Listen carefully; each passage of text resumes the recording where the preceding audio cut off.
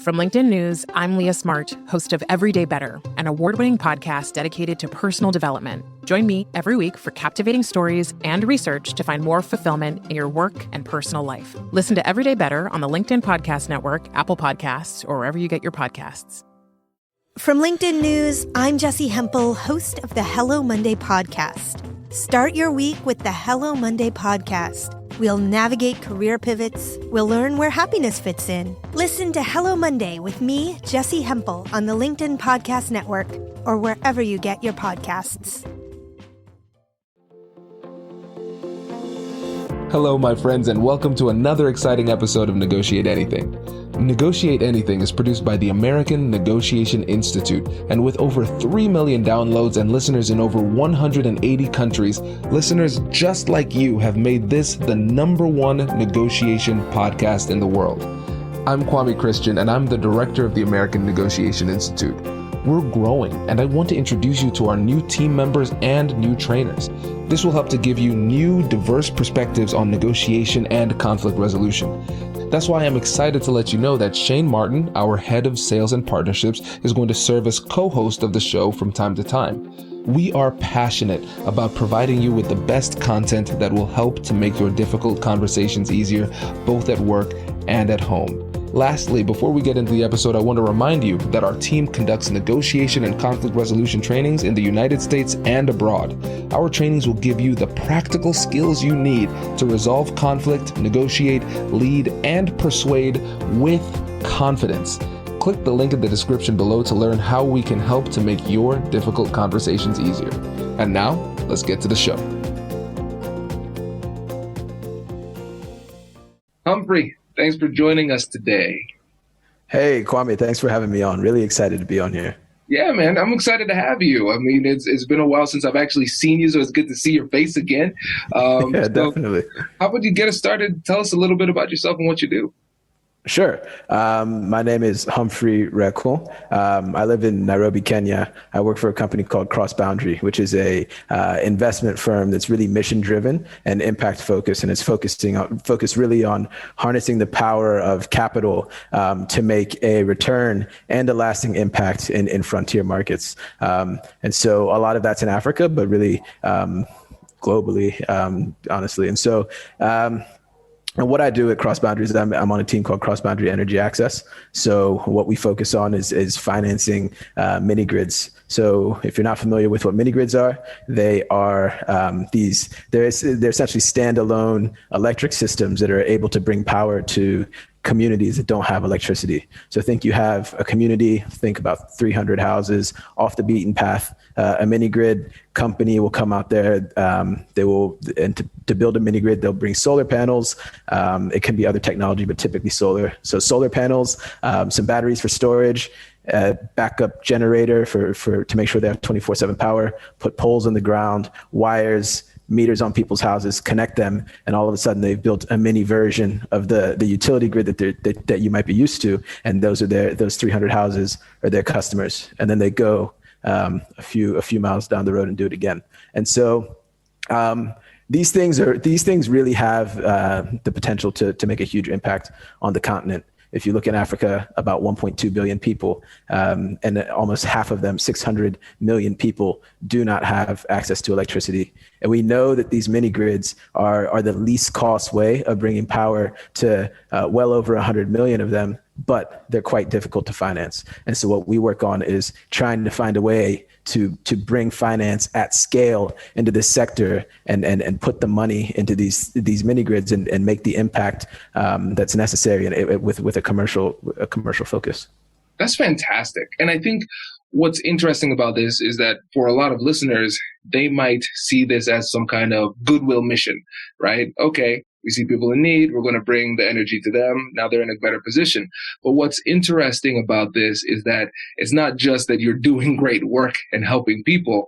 There's also the financial part of it. This is a legitimate business, right?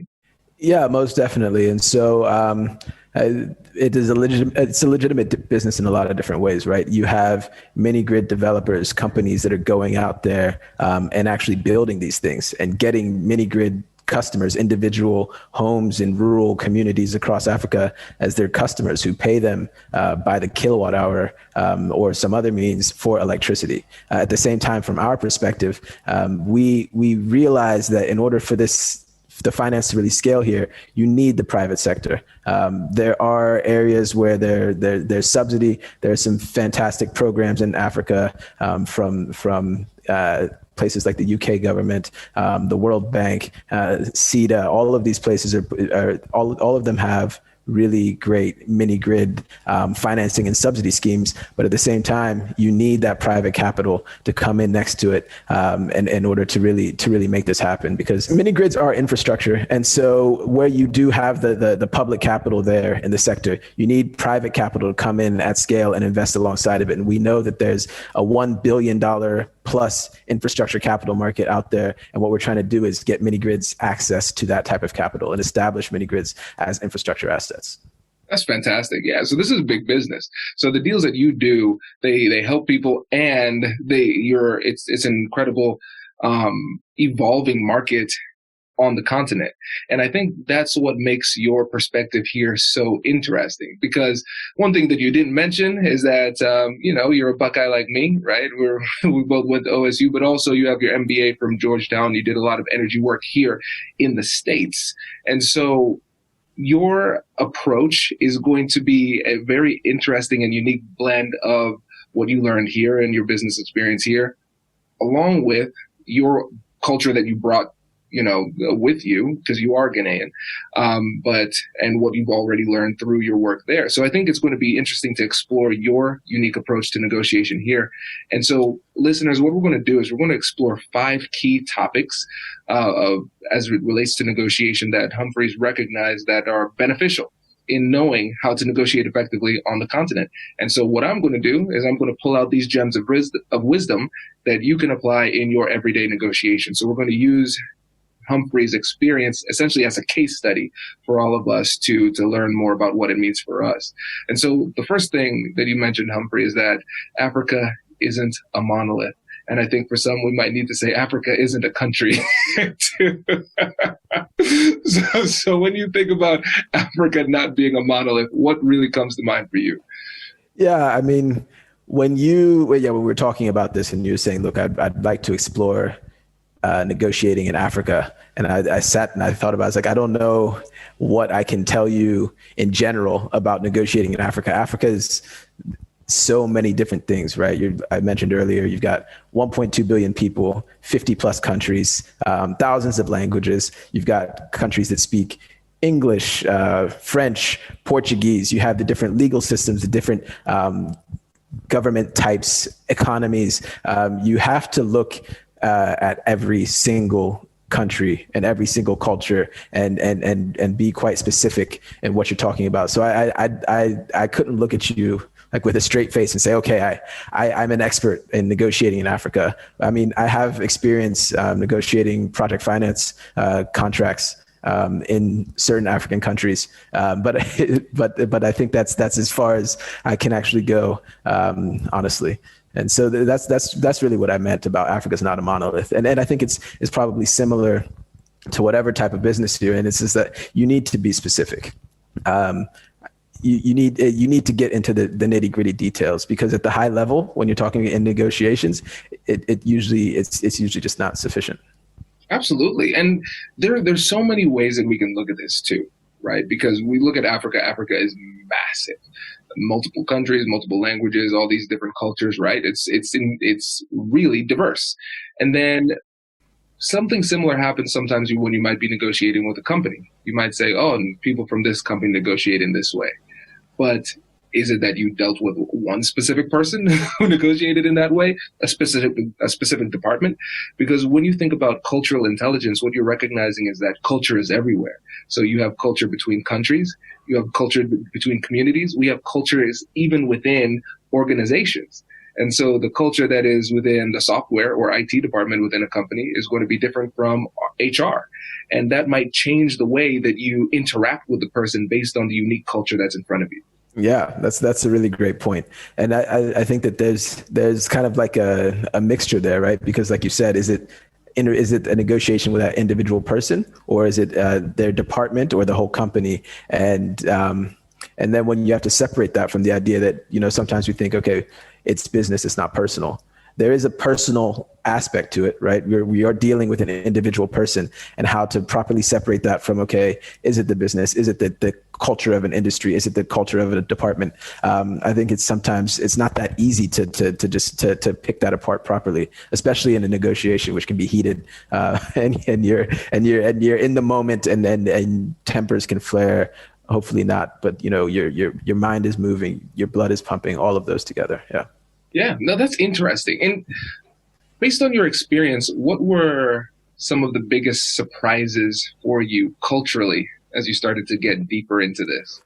Wow, I'm not even sure where to start. One of the things worth noting is that here, negotiation in general it's just a way of life, right? When I step out, and if I want to go across town, I mean, it used to be more like this in cities in the States, but here you got taxis everywhere. But when I flag down a taxi, they don't have a meter inside of them. I flag them down. I say where I want to go. They look at me. They look at what I'm wearing. They hear my accent. Et cetera, et cetera. And then they quote a price, right? Which then I need to try to cut in half and negotiate from there. And so one of the things that when you see negotiation just essentially as a way of life in that way, is that one of the things that I've seen is people are willing and able and comfortable enough, I guess, in their negotiation to make very bold asks, because, why not, right? Just earlier today, my wife went to go buy some fish, and she knew the price because her mother goes there often, and the price is 25 cedis. The woman said, "Hey, this fish is 40 cedis." I mean, she did, just from the way she spoke, the way she looked, and made an assessment and said, "I'm going to try to sell you this for 40 cedis." Getting close to double the price. And luckily, with the, I guess, I think something we hit on later, preparation and having knowledge of the situation, she was able to say, "No, it's 25 cedis. My mother. This is the money for the fish that I ordered. Thank you." And I think we see it also kind of in the negotiations that we do and like the commercial negotiations in contracts for mini grids or with investors on the continent, is that you have folks that are more comfortable making these bold asks. And so I think that's one of the things that surprised me. Does your company invest in professional development training? If you believe that your team would benefit from a negotiation workshop, all you need to do is go to our website, fill out the workshop request form, and then we'll set up a time to chat. These workshops are completely customizable, and we've done them all around the country. Negotiation and conflict resolution skills are beneficial across all professions, but they're especially useful in procurement, purchasing, sales, sourcing, and contract management. Our calendar is filling up quickly, and we even have some workshops scheduled for next year. If you think you might want one, I'd suggest reaching out soon so you don't miss out. Check out the link in the description to learn more. And now, back to the show.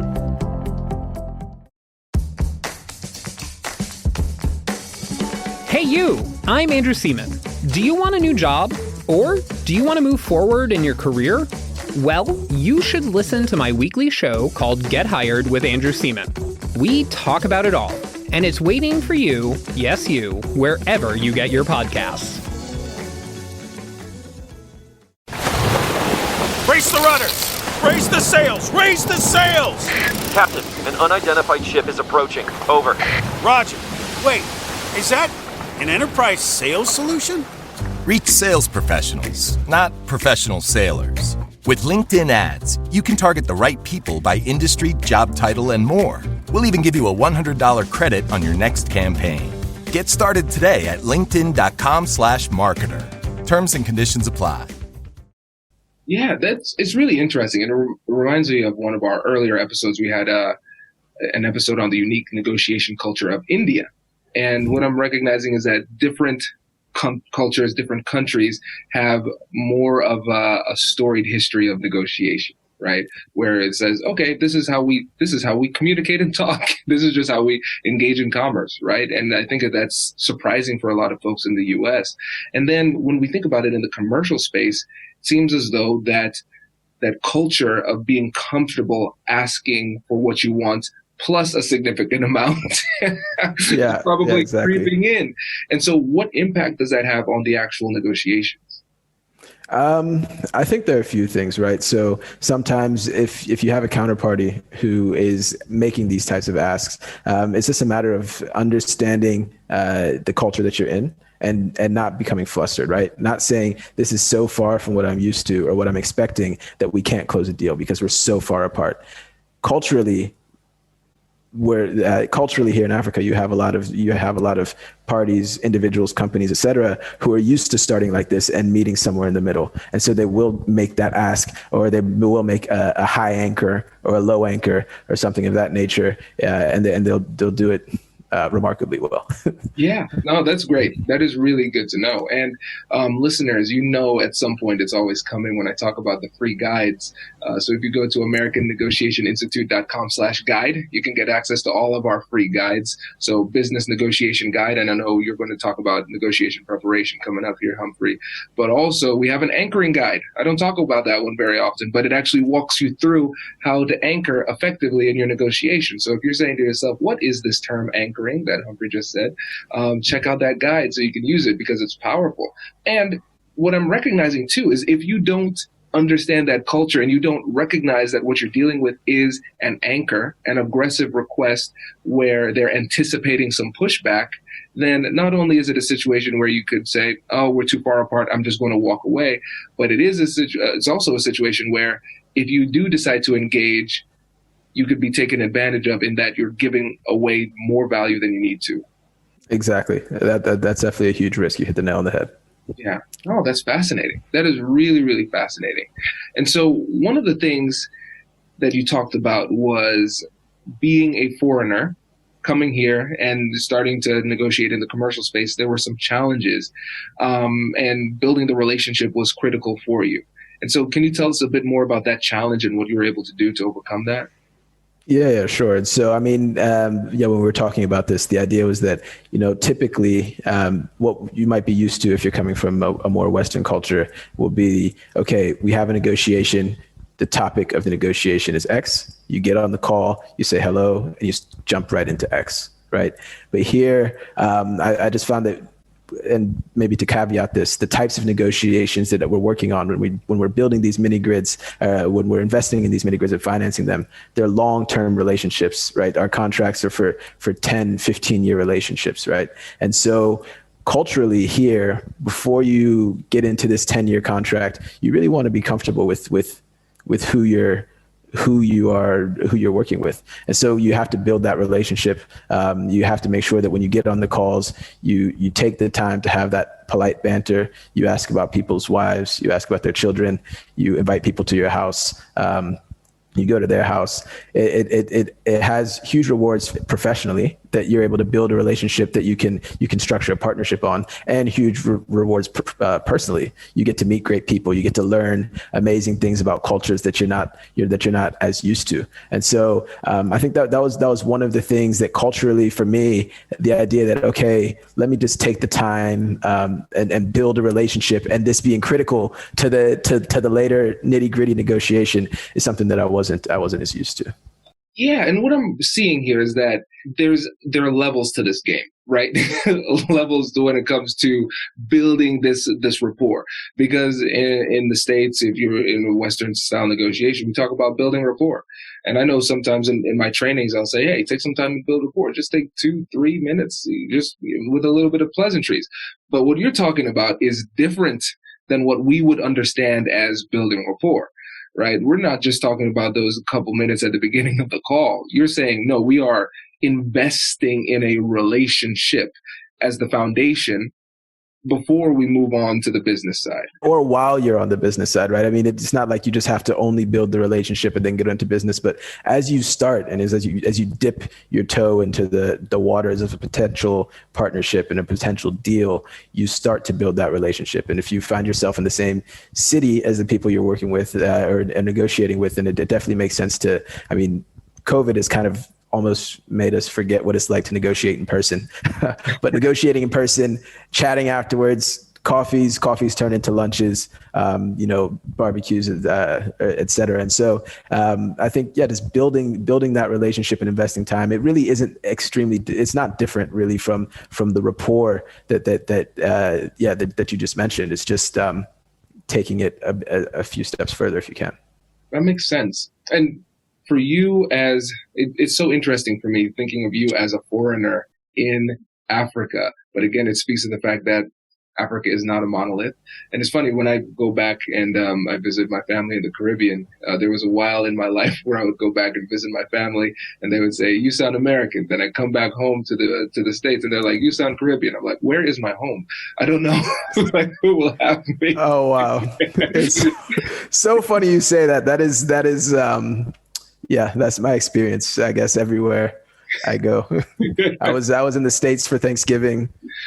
I feel like a foreigner in the States sometimes. I'm in Ghana now. I'm in Ghana now. I've been here since before Christmas, and I speak the language, but with a strange accent.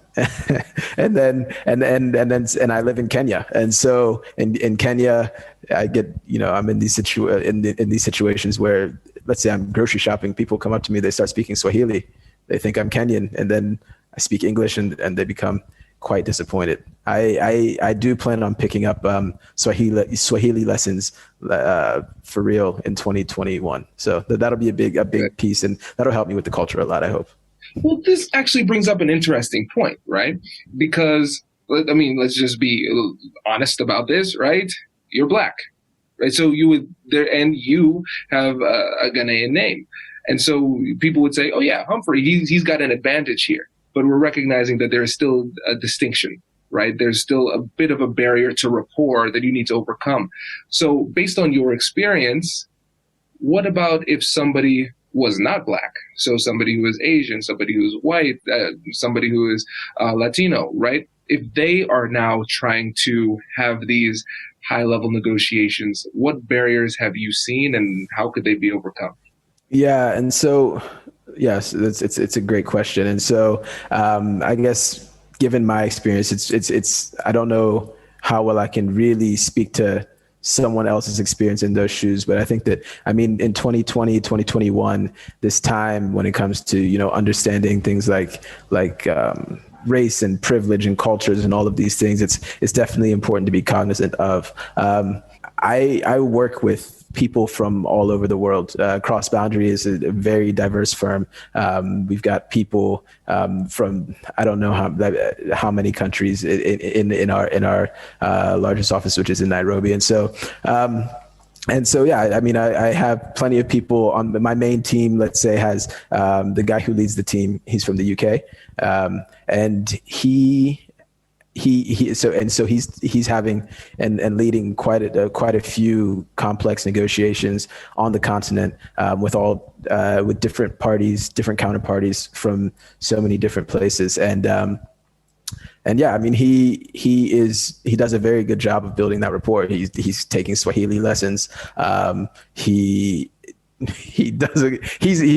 actually pretty impressive. He gets all over the country. He rides around on his motorbike. He's visited so many different places in the country and on the continent, and he generally does a really good job of building with rapport internally with the team. So with someone like me who has the background we just talked about, and then we have another person on our team who's Kenyan, and so we're in a multicultural world, and so I think people have really just gotten great at understanding different cultures, building relationships with different cultures. And I don't know if it's really an Africa specific thing. It's just when you're doing global business, when you're doing the type of work that we're doing, you just have to learn to be very humble and to listen and to be willing to learn. I think those are some of the most important pieces of it. Absolutely. And the thing is, when it comes to humility, that is a negotiation superpower, right? Because it is the thing that leads to curiosity. If you're humble, you're willing to step back and listen as well. And you're eager to learn, and you're willing to engage in order to learn. That's the thing. And that's what I found when I'm engaging in cross-cultural negotiations, and people would say, "Ooh, international negotiations." But no, well, not all of them. A lot of them are just local, but we have to identify culture. Like I discussed earlier, culture comes in many different ways. And so I think that's a really interesting example, right, of somebody who is clearly different in very obvious ways, but is willing to put forth the efforts to engage and learn and be humble, and it's paying dividends. Yeah, for sure. And like you said, humility is such a key part of a negotiation. I think I'd be embarrassed to tell you how the number of times that I've been wrong in a negotiation, and you just need to keep that in mind, no matter how sure you are. Well, not necessarily no matter, but a lot of the times you have to keep in mind the idea that you could be wrong, right? And that you need to go in humble and looking to learn with very open ears. And it's so critical to having an effective negotiation. And it also has a really calming effect on the discussion in general, right? Because you come off as very humble. It's very unlikely that that people will get hot-headed. You can keep the conversation very constructive. Awesome. And one other thing that I wanted to get to is the role of the public sector in these deals, because it's very different there than in other places. So can you take a second and tell us about that too? Yeah, sure. And so just for a bit of context, back when I was in the States, I was in Ohio. I was working for the Public Utilities Commission of Ohio, which regulates all of the investor-owned utilities in the states. So regulating the electric sector, natural gas, landline telephones, interstate transportation, rail, water. So regulating those, and I had a focus on electricity. And when I was there in Ohio at the time, some of the large utilities being, for example, Duke Energy, AEP, First Energy, AES was in the country, was in the state as well. And so these are publicly traded companies, large companies that are in competition with one another. And in my role, we served as the regulator, right? Balancing the needs of the companies to get a competitive return, but at the same time, the needs of the customers to make sure that, they're not being gouged from a price perspective, and balancing kind of the policy needs, let's say, of the governments at the time. Where I am now, so here on the continent, a lot of times, most countries have state-owned utilities, right? So we're not talking about competition anymore amongst competitive public-owned companies, but we're talking about a utility for a utility who is quasi-governmental, and so and doesn't really have competition in the same sense of what I'd be used to from my role at the PUCO. And you see that outside of just the electric sector. The governments, one of the things that's taken me a lot of time to learn and adjust to here is the role of government on the continent sometimes is just different than what I'm used to. They can be more influential in business, and it's just really important to make sure you account for that. And so every time we are looking to do business in a new country, in a new jurisdiction, recognizing how important it is to make sure you have the right legal and regulatory context, learn from experience, sometimes the hard way. The first thing we do is always to get a good law firm on the ground in country and take our business model to them and ask them to do a legal and regulatory review of our business model and what we're trying to do, and ask them to say, look, what is everything we need to understand, right? What's the licensing process? What applies to us? We do a separate tax review. We do, and then by going through this process, we have an idea of all of the legal and regulatory risks, all the entire process, everything that our business will be exposed to from a legal and regulatory side. And just having that knowledge is so critical, especially in negotiations. So it's great. It's important. You need to have it to properly set up the business, properly get moving. But in negotiations, when you're having those contract discussions, you need to have a very good regulatory context. It can definitely come back to bite you. if you don't. Absolutely. And it makes so much sense too, because I think about even here domestically, because I still practice, because I want to keep my negotiation skills sharp. One of my biggest frustrations is when people call me in too late. It's like, hey, Kwame, I negotiated this deal. Okay. Did you consider the legal ramifications of said deal? No, I have not. Oh, so I'm playing from behind. That's fantastic. So I appreciate that. And I think it's so important and something that we should all take into consideration. But also specifically in your context, recognizing that you have to understand the game you're playing. Because if you just come in and think about this in terms of the energy deals that you're doing and the numbers and the payoffs and all that stuff, but you forget that regulatory context, then you're not playing the right game the right way. And even though you think you struck a really solid deal, like you said, it can come back to bite you in the end. Yeah, it's true. And I mean that all of it comes down to, well, being humble and humble enough to realize there's a lot you don't know. And then from there, being prepared. And those.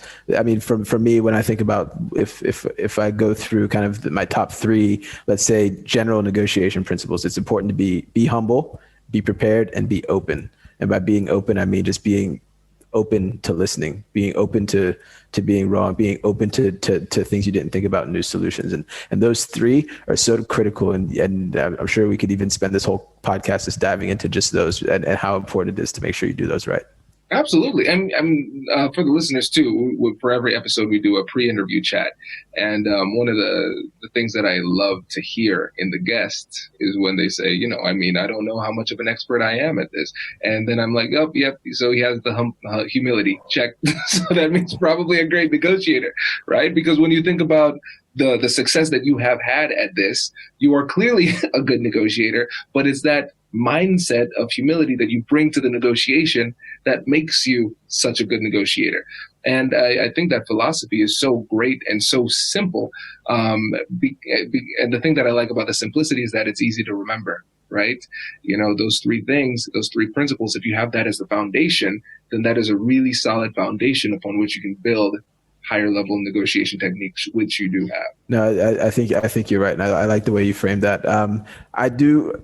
I actually am humble, and but at least I like to think that I am. But I think that what really makes, I think, any negotiation effective maybe is the third one there, be open, because listening and really being solution oriented, being open to being wrong, and also just it's a mindset, right? The idea that this is not a fight. I'm not going in to shove my ideas down someone's throat. I'm not going, and the reverse isn't happening to me either. I need to be open to learning. This is a learning opportunity. I need to understand what exactly is it that the counterparty wants, and how can I give that to them while still getting what I need. And so, and it's just, once you kind of flip into that mindset, it just opens your ears to all the different possibilities that can fit in that box of, I give them what they want and I still get what I need. And then you're good to go, essentially. This is great. And think about how these three things play into each other too, right? You're prepared because you do something like, download the free guides from the website, as I always talk about. And so then also you're humble, which leads you to be more curious. So you ask more questions. That curiosity gives you more information. And then you're open to new possibilities. And when you put all those things together, it puts you in a better position to have creative deals. And that creativity gives you a greater likelihood of success, because the more paths to victory you have, the more likely you are to achieve a victory. And that creativity is a major aspect of effective negotiation. And so in your experience, how have you seen creativity really push deals over the edge? No, that's a very interesting question, Kwame. And so maybe if we step back and frame kind of what we're doing at Cross Boundary Energy Access and what we're trying to do, right? We are trying to invest in mini grids and bring finance to mini grids like infrastructure. So if you think of something like a wind farm in Europe, what they have is you build the wind farm and then you have long-term inflation-linked cash flows that are essentially guaranteed or contracted from a credible off-taker. And that allows a debt provider or a lender to come in and say, look, this looks like a bankable project and I can lend money to it. Now, if we want to say we want to treat mini grids like infrastructure, but the issue is we don't have long-term inflation-linked cash flows from a credible off-taker. We don't have the government of Sweden on the opposite side of a power purchase agreement that has signed, let's say, 15-year deal to buy electricity, or 20-year deal, or 30-year deal to buy power from our plant that you put millions of dollars into. What we have are individual rural households, thousands of individual rural households in Africa who, these are often marginalized communities. And so they really only have the ability to pay, let's say, the equivalent of about $5 a month in electricity, and they don't have a contract, right? They're not saying, look, we're going to buy all your electricity. It's more on us to say, what we need to do is provide high quality power, 24/7 power, and the type of power that allows you to be productive and to make money, essentially. The power that you can use for productive uses, to run a grain mill or a barber shop, or refrigerators and sell cold drinks, something to make money. And we need to have very reliable power, right? Because if you look across the world, once people get electricity, and if it's high quality electricity, it's quite addictive. You're going to keep using it, right? And so knowing that we don't have, a contract with a credible off-taker, to pay this price over this period of time, we had to be quite creative in how we line this up with infrastructure finance. And so the way we've approached that creatively with lenders, with financiers, with our counterparts, the developers, all of it together is kind of all in the secret sauce of how we make CBEA work. And I call it secret sauce, but it's actually not that secret. So what we did late at the end of last year is we essentially open sourced our approach. This is CBEA. It was kind of a pioneering pilot fund, first ever project financing for mini grids in Africa. And what we did is we open sourced it. We said we are putting out our term sheets for our project finance contracts, which are really critical to how you align incentives, our bankable project finance model as well, making that available, and then shared like a pretty extensive and detailed white paper that kind of says, this is how we approach the challenges like this revenue risk. And these are the on the ground realities. These are the challenges that we still have, remaining risks, and we open source everything. And you can actually see everything on our website and see the whole breakdown of how we apply infrastructure project finance to these distributed mini grid assets. Yes, so I think this is great. So we'll have links to all of that in the description. So the company's website, Humphrey's LinkedIn, and all of those things. And what I really appreciate about this is the power of creativity here, because you're in a world right now where you're blazing the trail, and so you are the rules really when it comes to the standard operating procedures for these negotiations. And then I feel like it's a very interesting business strategy as well to share what could have been the secret sauce to making this happen. And so for your company, what's the strategy of being so generous with that approach? Yeah, maybe a few things to unpack there, right? We wish we could say that we are the rules. I mean, we do feel like we are blazing the trail, but the fact is, infrastructure finance is something that is there. It's used on roads and bridges and power projects, et cetera, across the world. So the rules exist. What we're doing is we're taking something that isn't typically infrastructure finance and adapting it for those rules. So unfortunately, we don't get to make the rules, but we do have to be creative in how we apply the rules. And then secondly, to why we decided to open source this. I mean, ultimately, when we open sourced our approach, we don't think it's necessarily the only way to finance mini grids. It's something, and we don't think it's perfect either. The idea here was that we tried something to bring mini grids in, to bring finance into mini grids at scale. We believe it works when you do it correctly. And so let's say that, and let's lay out exactly what that is. And mini grids, if you look at I think it's the IEA, they said between now and 2030, if we want to hit universal energy access, get everybody in the world electricity, we need $187 billion of investment into mini grids.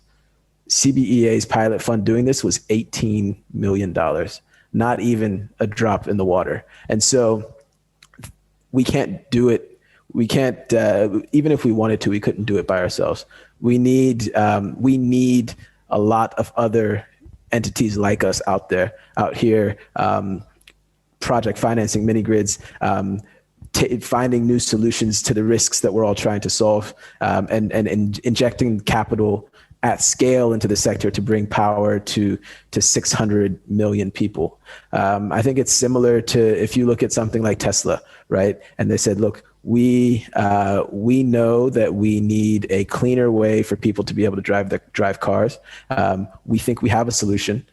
These vehicles we make, it's not necessarily the only solution, but it works best at scale. So why don't we put the information out there? Why don't we open source it? Say we're all trying to solve the same problem, and maybe we can have our solution gain scale and benefit from that. And so and ultimately hit the big goal, which is let's have people drive less dirty cars. And so that's what we're trying to do.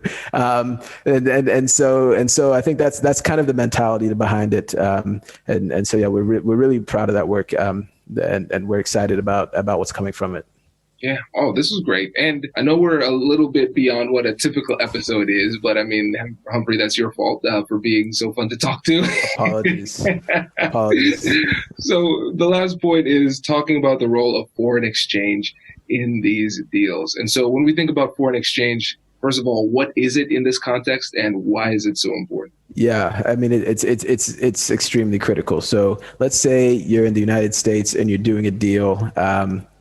A dollar's a dollar, so you don't really have to worry about converting currencies. But here, let's say we're doing a transaction in Zambia, right? A lot of the finance that we raise, our equity and debt capital that we're bringing in is typically hard currency, US dollars, right? So we have dollar denominated debt.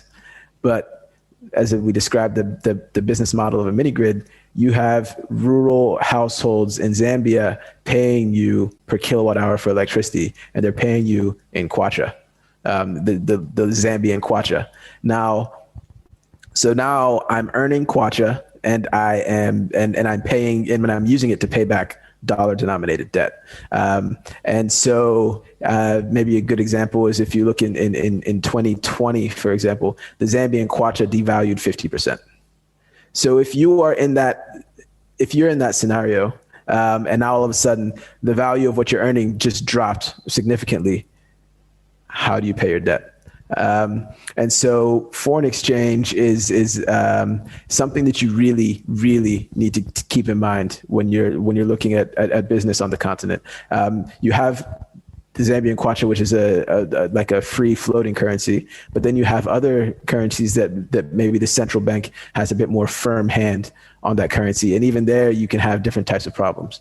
So in 2020, for example, the naira didn't there was a slight devaluation, but not that much. But at the same time, you had a lot of transfer and convertibility risk. You simply weren't a lot of companies struggled to get their naira out of the country in dollars, right? So if you have naira and you have dollar denominated debt outside the country, making that switch, it was very hard to do, to turn your naira into dollars.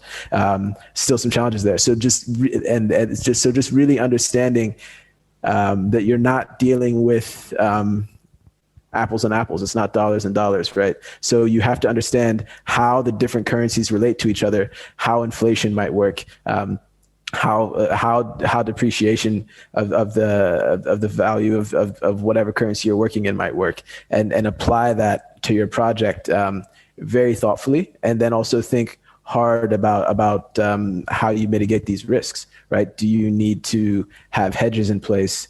Do you need to raise your debt in local currency and not have dollar denominated debt? I think this is one of those things where there's no real silver bullet. It's really a matter of having a good amalgamation of different options and bringing them together and working very closely with your partners on a transaction, whether it be your lenders, whoever your equity investors, everybody, and trying to say, how do we put together a view, an understanding of how we will approach foreign exchange. But it is a critical piece of business on the continent and really in frontier markets all over the world, because FX is huge in these places. Wow. Yeah, that's got to be challenging. And especially as a lawyer, I think about a lot of these deals in terms of risk, right? And risk mitigation and things like that. And so that sounds terrifying, absolutely terrifying. And so is it a situation where there have been deals that have been lost simply because of the concern of foreign exchange? I would have to assume yes. I mean, in general, yes. The concern of foreign exchange makes people or companies or entities not want to invest in certain countries at all, right? Or if you're looking at a deal in a country while it's going through a currency crisis, it would definitely make you consider whether or not that investment still makes sense. I mean, FX, when you put it into an Excel and a financial model and you start to play with it, really what it means is I was going to buy this thing for, let's say, $1 million, but when FX changed in this way very drastically, it's only worth half that, or it's only worth 75% of that. And the value of it changes. And like you said, it's very difficult from a risk perspective because it's not really anybody's fault. And so it's a risk that it becomes a very difficult and challenging conversation to say, okay, this has happened. How do we deal with it? Who's impacted by it and why? And it can definitely require some very creative solutions. And like I said, there's no silver bullet here. So there are options out there, but this is one of the things. If you look into in the open source documents, you'll see that this is one of the ones where we've kind of put out there, like, this requires some more thought on how we fix these solutions. Makes sense. Wow. Yeah. So there is a lot to think about. There is a lot to think about. But I appreciate you taking the time to help us think about it, and not just help us to get a better understanding of how these deals go down on the continent, but also how these general negotiation principles can apply to whatever it is that we're doing, wherever we happen to be. So I appreciate you taking the time there. And before you go, Humphrey, can you remind them again about where you work, how they can get in touch and learn more about what it is that you're doing?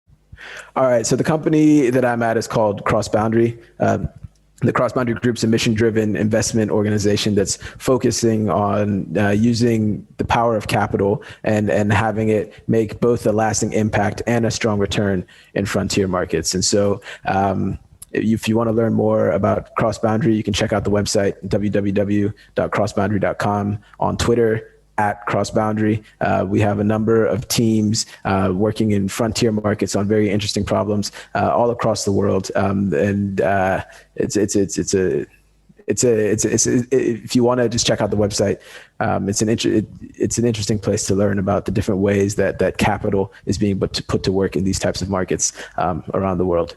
And then my team is Cross Boundary Energy Access. We focus on mini grid project finance, and we have a facility for doing that.